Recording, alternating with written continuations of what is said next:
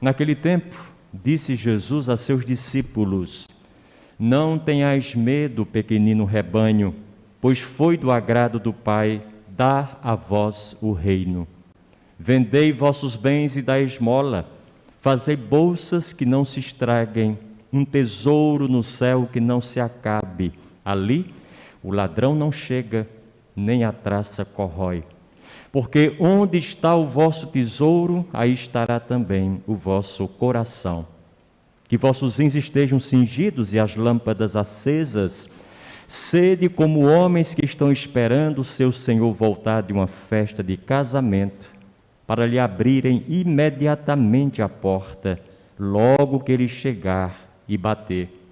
Felizes os empregados que o Senhor encontrar acordados quando chegar. Em verdade vos digo, ele mesmo vai cingir-se, fazê-los sentar-se à mesa e, passando, os servirá. E caso ele chegue à meia-noite ou às 3 da madrugada, felizes serão se assim os encontrar. Mas ficai certos, se o dono da casa soubesse a hora em que o ladrão iria chegar, não deixaria que arrombasse a sua casa. Vós também ficai preparados, porque o Filho do Homem vai chegar na hora em que menos o esperardes. Então Pedro disse: Senhor, tu contas esta parábola para nós ou é para todos? E o Senhor respondeu: Quem é o administrador fiel e prudente que o Senhor vai colocar à frente do pessoal de sua casa para dar comida a todos na hora certa? Feliz o empregado que o patrão, ao chegar, encontrar agindo assim. Em verdade eu vos digo, o Senhor lhe confiará a administração de todos os seus bens. Porém, se aquele empregado pensar: meu patrão está demorando, e começar a espancar os criados e as criadas, a comer, beber, embriagar-se, o Senhor daquele empregado chegará num dia inesperado e numa hora imprevista.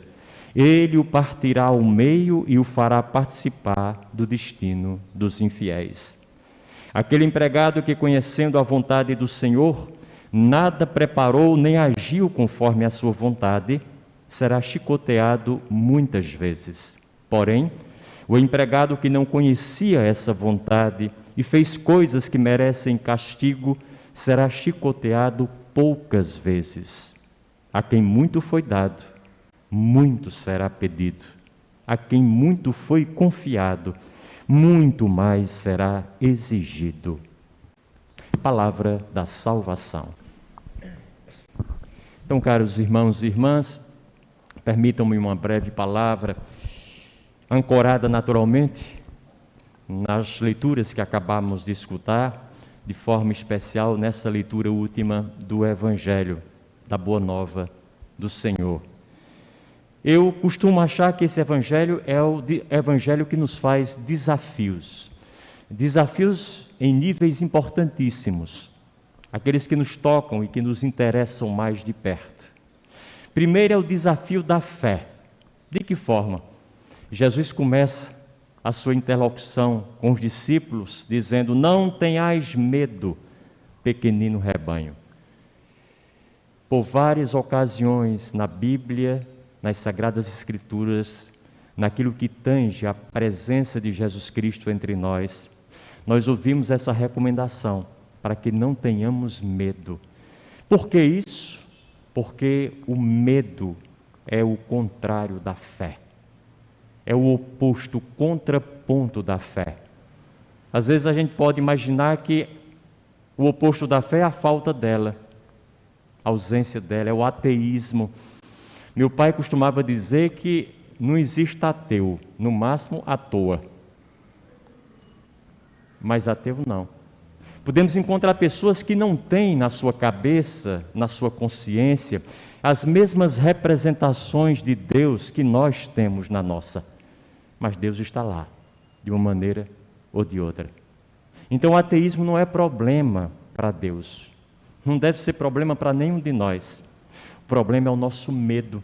Aquele medo excessivo, aquele medo desproporcional, descabido, aquele medo paralisante, que não nos deixa avançar, que não nos permite dar passos, ir para frente. tocar a vida, responder aos desafios que Deus nos coloca a cada instante, à altura desses desafios. Isso sim, isso é assustador, porque podemos perder literalmente a nossa vida, que é bem curtinha, é um pavio que pode apagar-se e não mais fumegar a qualquer momento. Então, o medo é esse elemento, não aquele medo natural, aquele medo controlado que todo mundo tem. Esse medo até ele é preventivo, ele nos ajuda a não correr riscos desnecessários, mas aquele medo paralisante que nos impede de viver a nossa vida como deve ser vivida. No mais, a primeira coisa importante que a gente pode fazer em relação ao medo, eu tenho aqui 3 passos. O primeiro, aceitar e conhecer todos os nossos medos. Todo mundo tem medo. E aquelas pessoas que gritam forte, dizendo não tenho medo de nada, saia da frente, são as mais medrosas que existem. Na hora que aparecer o problema, já estão longe. Então, reconheçamos e aceitemos os nossos medos. De preferência, nos encontremos e dialoguemos com eles. Coloquemos todos eles numa lista, num papel. Visualizemos de vez em quando, para saber exatamente quais são os desafios a serem superados a curto prazo, a cada dia. Esse reconhecimento é importante. Segundo passo, procuremos distinguir os medos reais dos medos imaginários, porque nossa mente gosta muito de alimentar temores que não existem, criados por ela.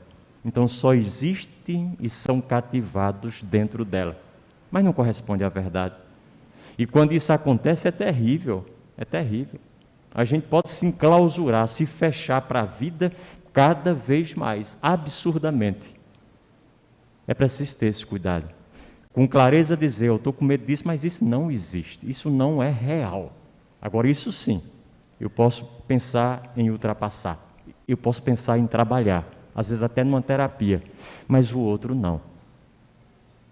Quando a gente inculca as coisas, é muito complicado desinculcar. Eu me lembro de um frade dominicano, quando eu estudava em Curitiba, e ele era da mesma congregação, e ele estava lá no Goiás, naqueles conflitos agrários terríveis, muita gente morria, e ele presenciava aquelas mortes, e ele era um homem muito sensível. De repente a cabeça virou, e ele colocou na cabeça que ia morrer do coração, e aquele medo, aquele temor imenso, aquele pânico, e vou morrer do coração, ele tinha uns 40 e tantos anos, um homem santo. O superior o levou para São Paulo, ao INCOR. Chegou lá, um dos melhores especialistas fez uma bateria de exames, depois o chamou e disse, Frei Domingos, que a gente chamava de Frei Minga, olhe, eu tenho notícia boa para o senhor tem um coração de criança. Ele disse, esse é o problema, doutor, um bitelão desse tamanho com coração de criança não vai aguentar não. Quando a gente inculca é difícil tirar.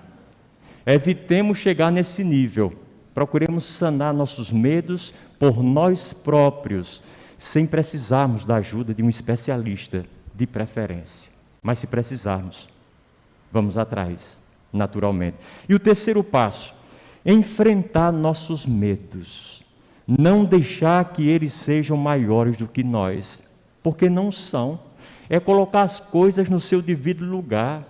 Todos nós somos senhores do que nos acontece, dos nossos medos, dos nossos receios, mas também de nossas alegrias, de nossas esperanças, da nossa felicidade, de tudo aquilo que está dentro de nós. E é preciso colocar o medo exatamente abaixo, sujeito a nós. E que tenhamos coragem. Muita gente pode pensar que ser corajoso é não ter medo nenhum. Não é verdade. A pessoa corajosa é aquela que faz o que tem de ser feito, ainda que esteja com as pernas tremendo de medo. Tem medo do escuro, mas precisa, numa emergência, atravessar do seu quarto até a saída da casa, uma sala que está no meio bem escura, ele atravessa com todo o medo do mundo, mas faz o que tem de fazer. Não se paralisa por conta disso. Então, ter coragem é exatamente isso. E não nos preocupemos com essa tendência que todo mundo tem de querer parecer um herói. Isso é muito comum na gente. Todo mundo quer ser herói, quer fazer as coisas certas e de preferência que os outros vejam o nosso heroísmo. Nós não nascemos com essa tendência naturalmente. Nós somos cheios de medo. O heroísmo não é a nossa vocação predileta. Dizia um professor de filosofia dos tempos idos que herói não existe. Herói é aquele que não teve tempo de correr. Aconteceu uma coisa, uma tragédia qualquer, e ele ficou lá. Então ele teve que resolver a parada. Não tinha mais ninguém, mas se ele pudesse, pernas para que te quero, já estava longe. Então não existe herói, muito menos super-herói.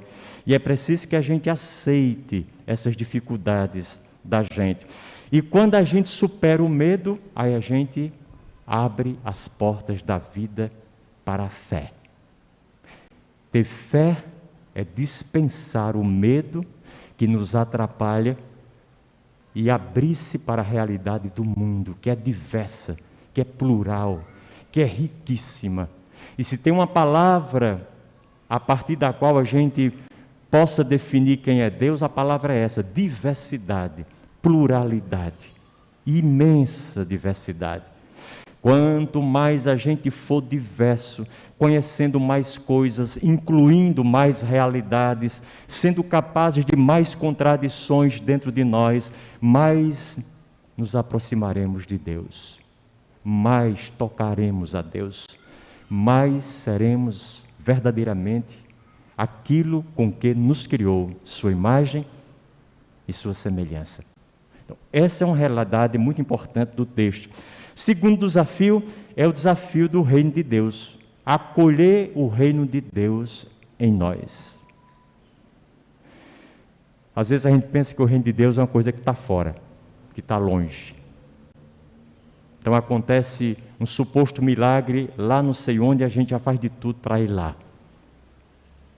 Alguém está ali rezando muito e parece que é muito virtuoso, a gente está ali e vai atrás porque o reino de Deus está lá.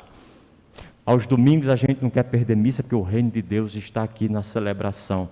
E a gente vai elegendo lugares, situações e pessoas onde supostamente o reino se encarna.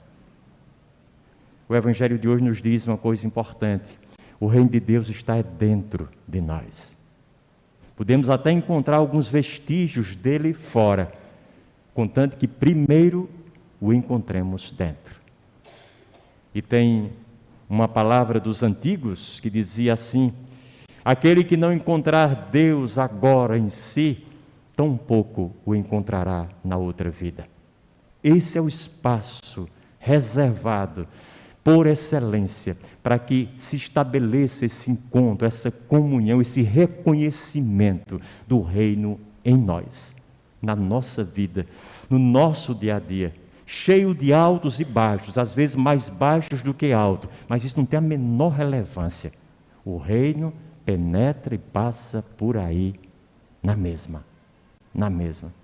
Então, esse é um dado importantíssimo.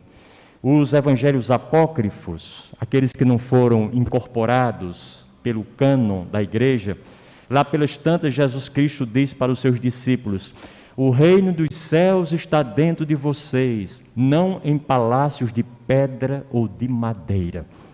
É um banho de água fria na gente, que muitas vezes reduz a presença de Deus a um templo, a uma igreja, a um sacerdote, a uma liturgia, a uma celebração, ou coisa que o valha.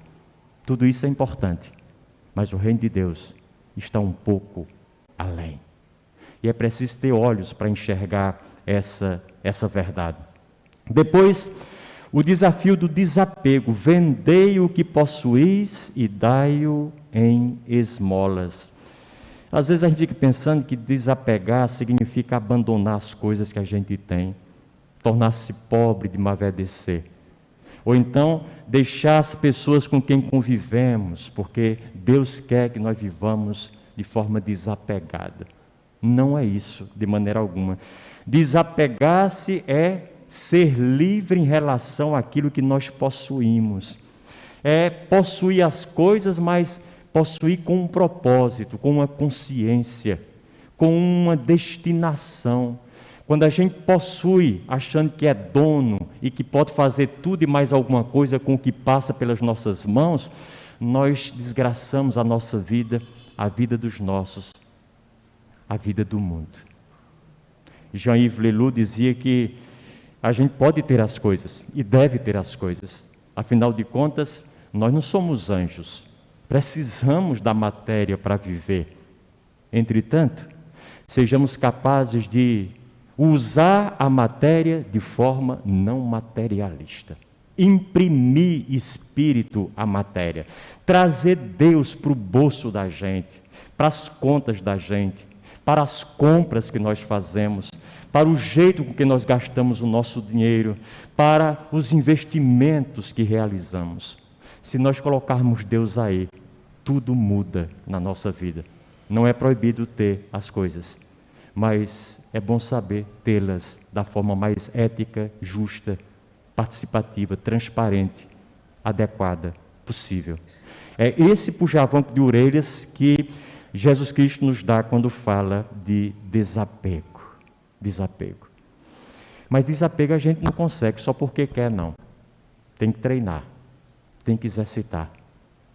Uma sugestão que eu dou para vocês, para quem quer realmente chegar um dia a ser mais desapegado, e não ficar, minha coisinha, minha chinelinha. Tem gente que se desapega de coisas bem grandes, mas fica apegado às coisinhas pequenininhas. E onde é que está meu chaveiro? Quem foi que pegou? Como se aquilo fosse o fim do mundo. É preciso desapegar-nos de todas as coisas no sentido de ganharmos liberdade em relação a elas. O exercício que eu proponho, que eu já fiz, e não é tão fácil, é que vocês, quando chegarem em casa hoje, se desfaçam de uma coisa que vocês dão importância a ela. Nem que seja uma coisa pequenininha. Eu me lembro que a primeira vez que eu fiz isso, que me pediram para fazer, foi numa aula de psicologia transpessoal em Fortaleza. Eu tinha uma camisa amarelinha, mas a camisa era boa. Eu gostava daquela camisa, vocês não imaginam. Mas era a única coisa que realmente eu gostava para valer. Desfazer-me daquela camisa. E ela disse assim, se desfaça. Eu disse, quer dizer que eu posso dar a alguém? Não é para dar a alguém. Se você der a alguém, você fica mais tranquilo, porque sua camisa continua existindo. O seu apego continua havendo. Radicalmente, destrua essa camisa. Não é lá muita coisa, não. Eu disse, mas professora, tanta gente pesando de roupa. Eu disse, mas você precisa muito mais desse testemunho, desse gesto, do que as pessoas eventualmente precisariam dessa camisa. E eu fiz. De lá para cá fica mais fácil a gente ir se desfazendo, se despojando, se desvencilhando de coisas que nos parecem muito importantes. Depois a gente não sabe nem o que era, nem se lembra o que aconteceu, mas nos ajuda a ganhar liberdade. E esse é o ponto mais importante. Depois, o desafio da busca do essencial. O Evangelho diz isso com o termo, um tesouro no céu. Buscar o essencial significa saber direcionar a nossa energia para o X da questão. Não perder tempo com coisas bobas, superficiais, periféricas, meramente acidentais. E tem coisas na nossa vida que não valem absolutamente nada. São aquelas com as quais ou sem as quais nós continuamos tais e quais. Não mudam de forma alguma o nosso itinerário. Há um mundo de coisas nesse nível. Fiquemos com o essencial. Não percamos de vista para onde nós queremos ir. E tiremos tudo aquilo que é supérfluo do caminho, porque nós sabemos que é para lá que vamos. Não nos empalhemos tanto, porque senão pode ser que seja tarde a nossa chegada, que não cheguemos a tempo aonde queremos. Coloquemos o dedo na ferida, com o essencial. Isso só faz me lembrar a história que meu pai contava de Joãozinho, que estava na escola, era dia de prova oral. Ele não sabia bolufas, não tinha estudado nada. E a professora chegou, João, ele já ficou trêmulo, disse, me diga uma coisa, fale-me de Tiradentes. Ele lá sabia, mas lembrou-se. Disse, professora, Tiradentes morreu enforcado. Ela disse, tudo bem, e daí?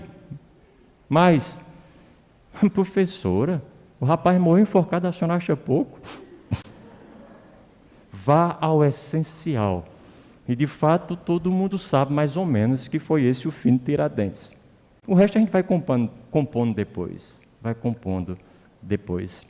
Depois, o desafio da vigilância.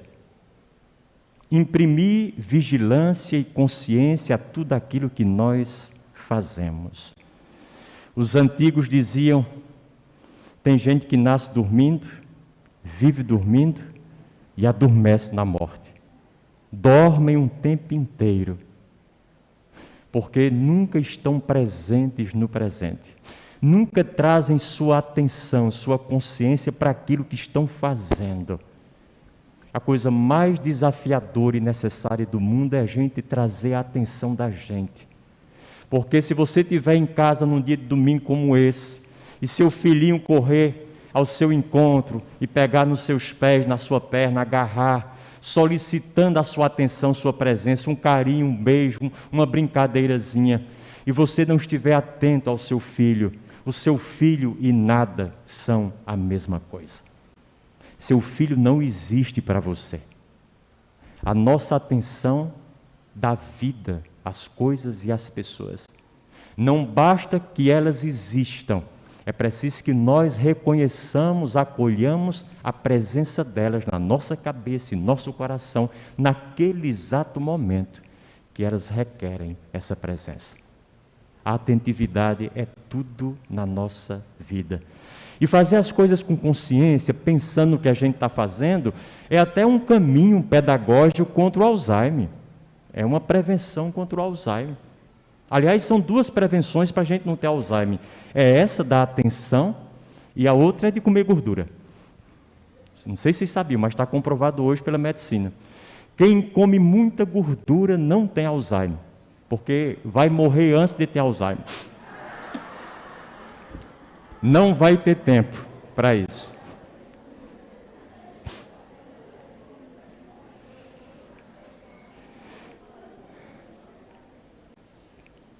Último desafio, o desafio da inteireza, da coerência, da fidelidade. Aliás, o mundo de hoje já não aceita mais aquela máxima que a gente repetiu por muito tempo. Faça o que eu digo, mas não faça o que eu faço. Hoje uma criancinha de 2 anos cobra do pai e da mãe, do avô e da avó, quando eles são incoerentes, quando eles se contradizem. Hoje uma criança que a gente manda para a igreja, para a catequese, vá lá para a catequese, vá para a missa com sua mãe. Se a gente repetidamente não vai, a criança diz, então não é bom ir para a igreja, porque meu pai está mandando, mas ele nunca vai lá. Então isso não é bom. O pai é o herói, é a referência dele, é o exemplo maior. Se não faz, ele vai cobrar. Então, é preciso que nós respondamos a esse desafio da inteireza e da coerência pessoal. Trata-se de começar a viver pelo que somos, por inteiro, sem reservas, sem lamentos, sem vergonhas, sem pesares. Alguém já dizia, a sabedoria é aceitar não ser o santo que eu gostaria de ser, aceitar o fracasso que eu sou. Ser coerente é aceitar os nossos fracassos também. Nessa perspectiva, por mais paradoxal que pareça, o mundo precisa de cada um de nós como cada um é. Precisa dessa variedade de comportamentos e de todos os conflitos humanos que se encarnam em nós, na diversidade das pessoas que somos. Aliás, aqui para nós, Se a vida, para não dizer Deus, quisesse que fôssemos diferentes, tudo arrumadinho, tudo santinho, tudo direitinho, nos teria feito diferentes. Mas a vida nos fez exatamente como nós somos. Então fiquemos à vontade diante da vida. Não tenhamos tantos complexos, tantas culpas, não tenhamos tanto vexame acerca disso. Não nos escandalizemos facilmente com determinados erros, incongruências e ambiguidades que trazemos conosco. Então aceitemos-nos como nós somos e aceitemos os outros como os outros são. E todo dia perguntemos: o que é que isso que eu sou quer dizer para mim? O que é isso que o outro é na relação comigo quer me ensinar? Aí crescemos nós e crescem eles também. Conclusão: nossas características, inclusive as características negativas, nunca constituíram um impedimento para nos aproximar de Deus. E erra completamente quem acha que os seus pecados pessoais lhe tiram de Deus. Isso não é verdade. Aceitar a vida da gente como ela é oferecer a Deus um material humano verdadeiro, autêntico, sem falsificação, no qual Deus vai poder pegar e agir sem qualquer obstáculo. Não vamos impedir que Deus age em nós do jeito que nós somos. Não falsiemos o que somos para supostamente querer agradar a Deus. Isso não agrada a Deus. O que agrada a Deus é ter-nos exatamente do jeito que cada um é. A verdade é que Deus trabalha conosco a partir do que somos, nos respeitando nos nossos limites e alargando-os o mais que pudermos suportar. No fundo é isso que Deus faz. O equilíbrio de uma pessoa depende da sua capacidade de suportar contradições. Quanto mais nós suportamos ambiguidades, mais nós nos equilibramos e nos aproximamos do ideal sonhado por Deus e projetado para nós. E uma última palavra: às vezes a gente pensa que ser coerente, como o Evangelho pede, é ser perfeito, é ser bonzinho, é não ter pecado nenhum, é andar na linha o tempo inteiro, é não errar. Nada tão distante do que realmente é.